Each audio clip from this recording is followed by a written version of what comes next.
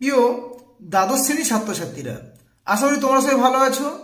তোমরা এবছর ডিসেম্বর মাসে তোমরা তোমাদের বিদ্যালয়ে টেস্ট পরীক্ষাটা দিবে এবং 2022 সালে তোমরা উচ্চ মাধ্যমিক পরীক্ষা দিবে। এবং এই উচ্চ মাধ্যমিক পরীক্ষার যে ভূগোল বিষয়ে তোমাদের ভূগোল বিষয়ের যে অধ্যায়ের কিছু সংশোধন করা হয়েছে, সিলেবাসটা কমিয়ে আনা হয়েছে, সেই সংশোধিত সিলেবাস অনুসারে আমি কিছু তোমাদের ইম্পর্টেন্ট প্রশ্ন তৈরি করেছি। এবং সেই সিলেবাসগুলি মানে কোন কোন অধ্যায় থেকে তোমাদের এবারের ভূগোলে প্রশ্নগুলি আসতে চলেছে সেগুলো হচ্ছে তোমাদের বহির্জাত প্রক্রিয়া, যেমন ভৌমজল, এটা যেমন আসবে, তোমাদের মৃত্তিকা থেকে প্রশ্ন আসবে, বায়ুমণ্ডল থেকে প্রশ্ন আসবে, জীব বৈচিত্র্য থেকে প্রশ্ন আসবে। এবং এগুলো সব হচ্ছে প্রাকৃতিক ভূগোল। আর অর্থনৈতিক ভূগোল থেকে কি আসবে, যে অর্থনৈতিক ক্রিয়াকলাপ, যেমন প্রথম স্তরের যে অর্থনৈতিক ক্রিয়াকলাপ কৃষিকাজ, তারপরে দ্বিতীয় স্তরের শিল্প, এছাড়া তোমাদের যে জনসংখ্যা এবং জনবসতি, এই কটা অধ্যায় থেকে তোমাদের প্রশ্ন আসবে।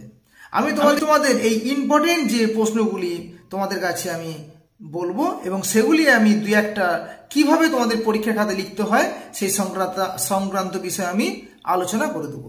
তোমরা আমার এই ভিডিওটি প্রথম থেকে শেষ পর্যন্ত দেখবে এবং এই ইম্পর্টেন্ট প্রশ্নগুলি তোমরা তোমাদের খাতায় লিখে নেবে। আর তোমাদের এবারে যে পার্ট এ মানে বিভাগ কয়ে তোমার থাকছে 35 নম্বর এবং বিভাগ ক্ষয়ে যেটা অবজেক্টিভ অর্থাৎ এমসিকিউ এবং এসএ টাইপের প্রশ্ন সেটা থাকছে 35। তাহলে 35 যুক্ত 35 70 নম্বর হচ্ছে তোমাদের পরীক্ষা দিতে হবে, আর 30 নম্বর থাকছে তোমাদের প্র্যাকটিক্যাল। ঠিক আছে। আর এই যে 35 নম্বর আমি বললাম বড় প্রশ্ন, সেখানে তোমাদের হচ্ছে 7 × 5 অর্থাৎ 5 × 7 = 35। আর এই যে 7, এই 7-এর মধ্যে ভাগ আছে, মানে 5 যুক্ত 2 পড়তে পারে, 4 যুক্ত 3 পড়তে পারে, এই ধরনের কিন্তু থাকবে এবং প্রতিটা প্রশ্নের সঙ্গে একটা করে অথবা থাকবে।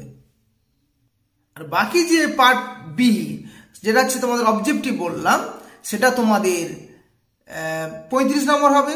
সেখানে 21টা প্রশ্ন থাকবে এমসিকিউ মানে মাল্টিপল চয়েস প্রশ্ন থাকবে, 4টি অপশন থাকবে, সঠিক উত্তরটি নির্বাচন করে লিখতে হবে। আর বাকি 14টা থাকবে শর্ট অ্যান্সার, অতি সংক্ষিপ্ত উত্তর দাও 2-1 কথায়, অর্থাৎ 14টি থাকবে। এই হলো তোমাদের নাম্বারের বিভাজন। প্রাকৃতিক ভূগোলে যে প্রশ্নগুলো খুব ইম্পর্টেন্ট সেগুলো কি, যে আরোহণ ও অবরোহণের পার্থক্য লেখো, এটা ইম্পর্টেন্ট। তারপরে ভৌমজলের প্রধান নিয়ন্ত্রকগুলি সংক্ষেপে লেখো। এর সময় একটা ছোট প্রশ্ন থাকতে পারে যে অ্যাকুইফার কি। তারপরে চিত্রসহ আর্টেজীয় গ্রুপের গঠন ব্যাখ্যা করো।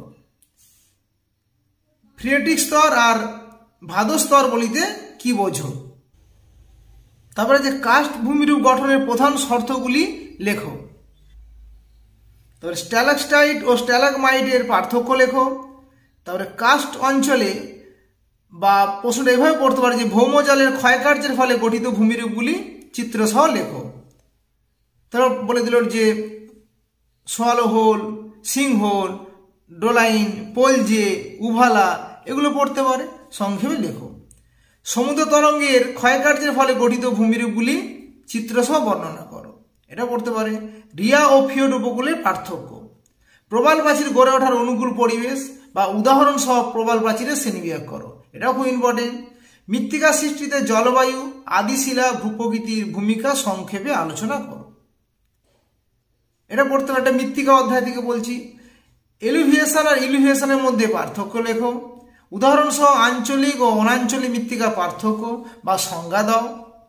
মৃত্তিকা ক্ষয়ের কারণগুলি উল্লেখ করো বা সংরক্ষণের পদ্ধতিগুলি লেখো। তাই হলো মৃত্তিকার পাঠ। এবার আসছি ঘূর্ণবাদ ও প্রতিপ ঘূর্ণবাদের পার্থক্য, এটা বায়ুমণ্ডলের অধ্যায়, পার্থক্য লেখো।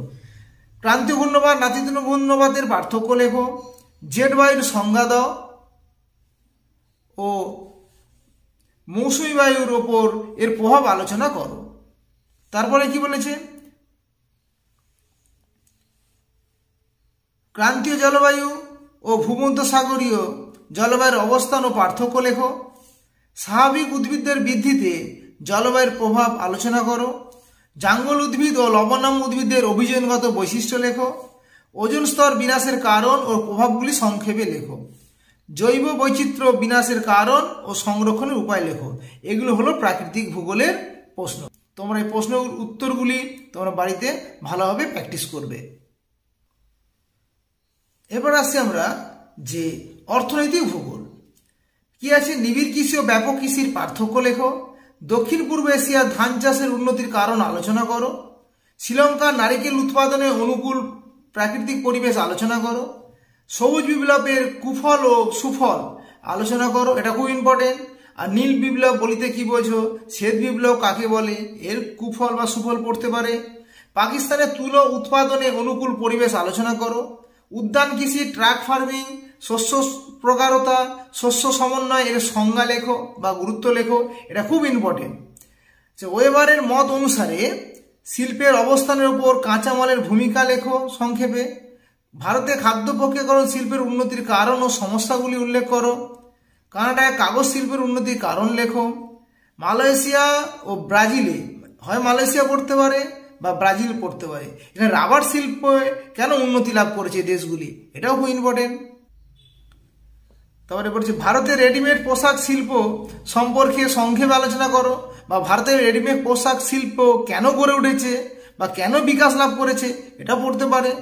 পৃথিবীর বিভিন্ন অঞ্চলে অসম জনবন্টনের 3টি প্রাকৃতিক কারণ, মানে কেন পৃথিবীর বিভিন্ন স্থানে জনবন্টন সব জায়গায় সমান নেই, কোথাও বেশি কোথাও কম, এটা ভারত দিয়েও পড়তে পারে, পৃথিবীর দিয়েও পড়তে পারে। জনঘনত্ব মানুষের অনুপাতের মধ্যে পার্থক্য লেখো, এটা খুব ইম্পর্টেন্ট প্রশ্ন। তারপরে এটা এই যে প্রশ্নটা, যে জনবিবর্তনের মডেল এর বিভিন্ন পর্যায় বৈশিষ্ট্য লেখো, এটা পড়তে পারে।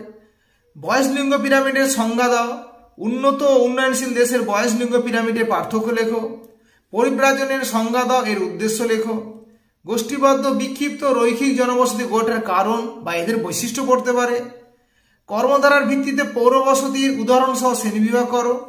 ভারতের নগরায়নের সংজ্ঞা ও সমস্যা লেখো। আমি এই প্রশ্নগুলি তোমাদের কাছে যে বললাম এগুলো তোমরা খাতায় টুকে নেবে। আমি আসলে দুটো প্রশ্ন আমি কিভাবে লিখতে হয় আমি তোমাদেরকে দেখাচ্ছি।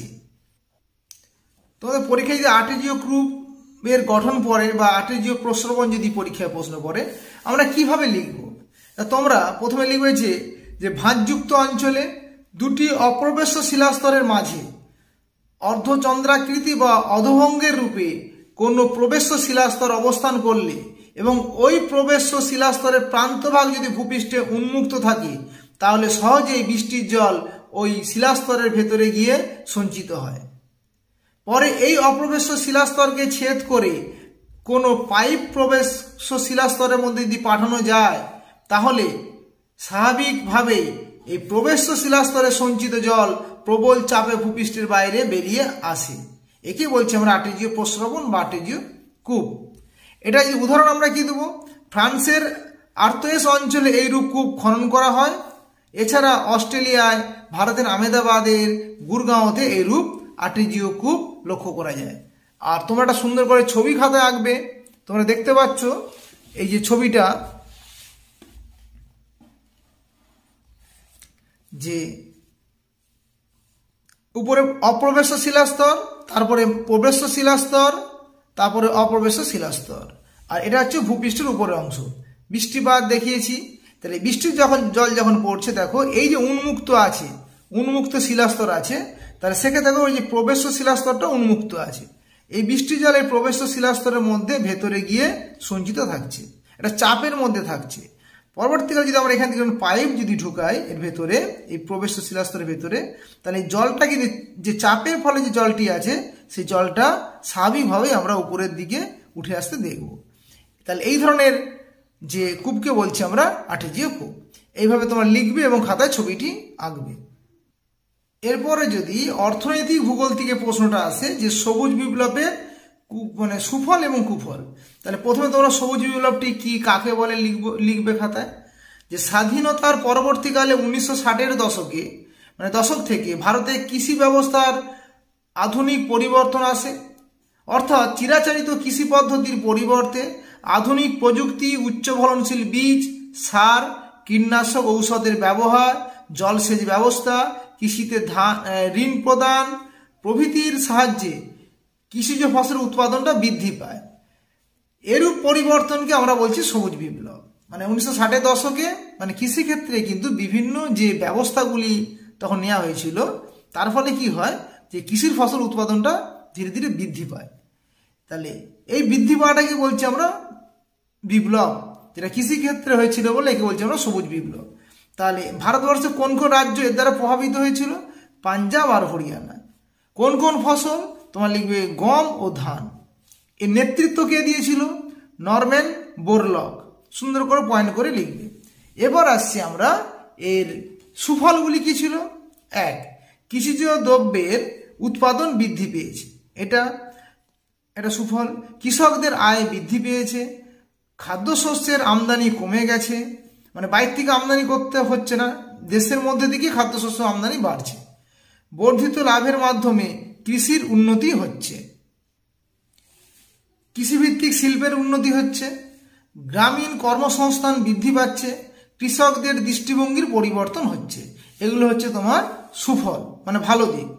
আর সবুজ বিপ্লবের সমস্যা বা কুফলগুলো কি? তোমরা লিখবে যে সবুজ বিপ্লবের প্রভাব ধান ও গমের উপর পড়ায় শস্য উৎপাদনের বৈষম্য লক্ষ্য করা যাচ্ছে। তাহলে অন্যান্য শস্য থেকে এই শস্যগুলো বেশি উৎপাদন হচ্ছে, এটা বৈষম্য লক্ষ্য করা যাচ্ছে। এটা একটা। ধনতান্ত্রিক কৃষি ব্যবস্থার প্রচলন বৃদ্ধি পেয়েছে। আর কি প্রান্তিক ও ক্ষুদ্র চাষিরা এর সুফল তেমন পায়নি, যারা বড় বড় চাষি তারাই কিন্তু এর সুফলটা পেয়েছে। আর কি, আর যন্ত্রের অধিক ব্যবহারের ফলে অধিক বেকারত্ব বৃদ্ধি পেয়েছে। মানে যন্ত্র যদি সব করে দেয় তাহলে কৃষকের প্রয়োজন হচ্ছে না, তেমন শ্রমিকের তেমন প্রয়োজন হচ্ছে না, ফলে বেকারত্ব বাড়ছে। ভৌম জলের অবনমন হচ্ছে, মানে মেশিনের সাহায্যে যখন জল তুলে নিচ্ছি আমরা ডিপ টিউবওয়েলের সাহায্যে, ভৌম জলের ভান্ডার কমে যাচ্ছে। মাটির যে ক্ষারকীয় এবং লবণাক্ত বৃদ্ধি পাচ্ছে। রাসায়নিক সার ও অরণ্য বিনাশের ফলে জৈব বৈচিত্র্য নষ্ট হচ্ছে। এগুলো তোমরা লিখবে সুন্দর করে খাতায়। সব প্রশ্নের উত্তরগুলি এভাবে আলোচনা করা তো সম্ভব নয়। তোমরা আমার এই ইউটিউব চ্যানেল সিআরডি জিওগ্রাফি এটা ফলো করবে, এটা সাবস্ক্রাইব করে নেবে। আমি স্টেপ বাই স্টেপ সমস্ত উত্তরগুলি আমি তোমাদের কাছে আপডেট তুলে ধরবো। তোমরা সবাই ভালো থেকো, সুস্থ থেকো।